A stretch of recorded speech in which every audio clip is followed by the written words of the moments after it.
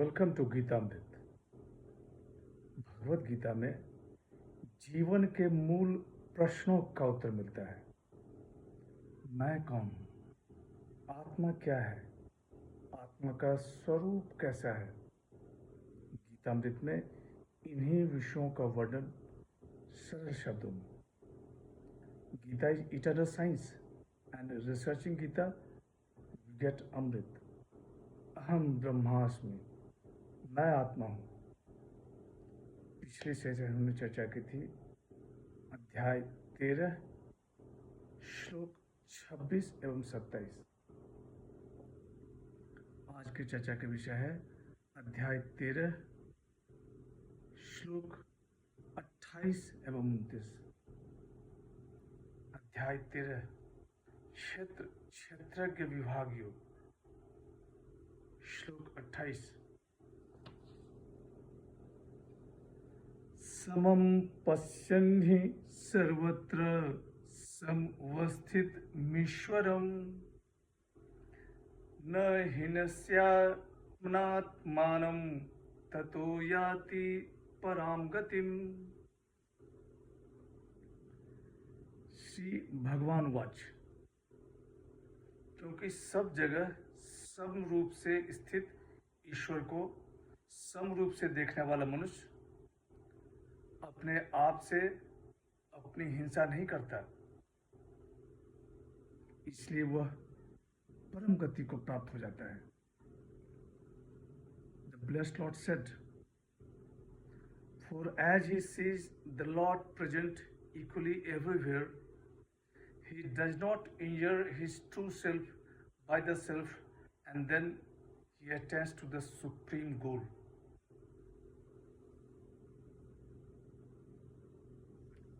पिछले सेशन में कहा गया कि जो नष्ट होते हुए सभी प्राणियों में परमात्मा को नाश रहित देखते हैं, वही सही देखते हैं। यहाँ भगवान श्री कृष्ण कह रहे हैं कि सब जगह सम रूप से स्थित ईश्वर को सम रूप से देखने वाला मनुष्य अपने आप से अपनी हिंसा नहीं करता, इसलिए वह परम गति को प्राप्त हो जाता है। सभी प्राणियों में परमात्मा को देखना अर्थात परमात्मा के साथ अपनी अभिन्नता का अनुभव करना। जो मनुष्य शरीर के साथ अपना संबंध मानते हैं, शरीर के जन्म से जन्मना और शरीर के मरने से अपना मरना मानते हैं, वे अपने आप ही अपनी हत्या करते हैं। नाशवान शरीर के साथ संबंधी अपनी हत्या करना है। जिसकी दृष्टि शरीर से हटकर परमात्मा की तरफ हो जाती है, वह फिर जन्म मरण के चक्कर में नहीं पड़ता, वह अपनी हत्या नहीं करता, वह परमात्मा को प्राप्त हो जाता है। ततो याति पराम गति। Knowledge of the self leads to liberation. श्लोक 29।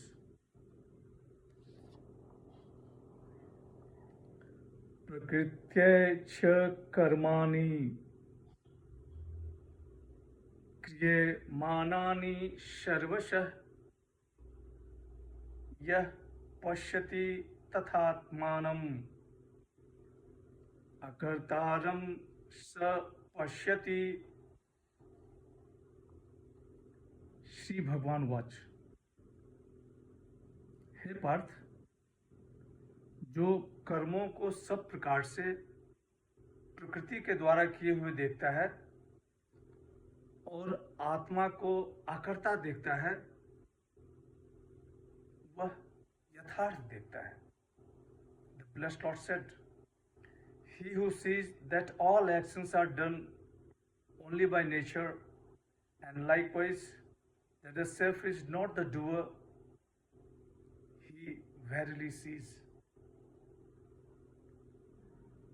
यहाँ भगवान श्री कृष्ण कह रहे हैं कि जो कर्मों को सब प्रकार से प्रकृति के द्वारा किए हुए देखता है और आत्मा को अकर्ता देखता है, वह यथार्थ देखता है।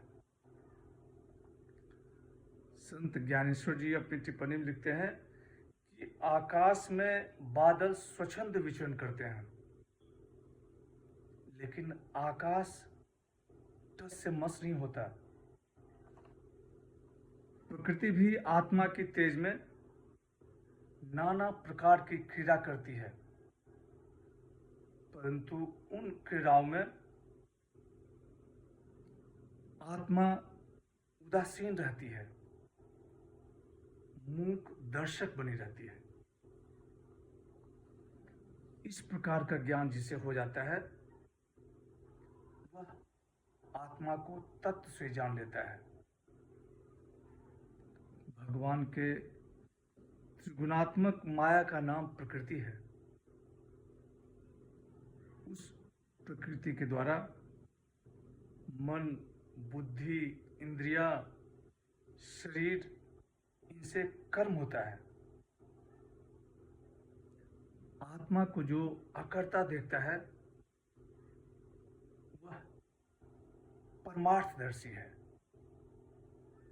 आज की चर्चा यहीं समाप्त करते हैं। अगले सेशन में चर्चा को और आगे बढ़ाएंगे। यदा यदा हि धर्मस्य ग्लानिर्भवति भारत, अभ्युत्थानम् अधर्मस्य तदात्मानं सृजाम्यहम्। हरे कृष्ण।